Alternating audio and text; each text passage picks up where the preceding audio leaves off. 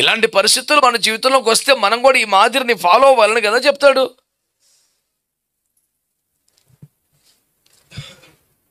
ఏ సంఘానికైనా ఒక ఆత్మీయ తండ్రో సంఘ కాపురో ఉంటే వారిని ఎలా నడిపించాలో, ఎట్లా ముందుకు తీసుకెళ్లాలో, ప్రభు రాకడికి ఎలా సిద్ధపరచాలో, నిత్య మహిమకి ఎలాగ సిద్ధపరచాలో దేవుడు ఆ సేవకునికి బయలుపరిచి నడిపిస్తున్న క్రమంలో నిర్వహించవలసిన ఆయా కార్యక్రమాలను దేవుడు ఒక్కొక్క వ్యక్తికి కూడా బయలుపరుస్తూ ఉంటాడా?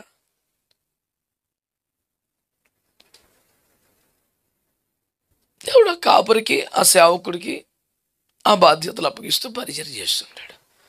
మరి ఆ కాపురి, ఆ సేవకుడు ఒంటిగా అవిని చేస్తాడా? చేయగలుగుతాడా?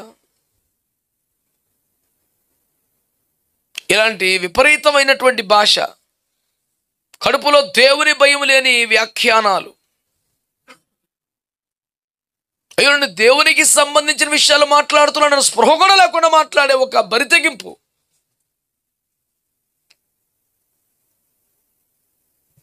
నేటి దినాల్లో ఎక్కువగా కనపడటం ఎంతో విచారం.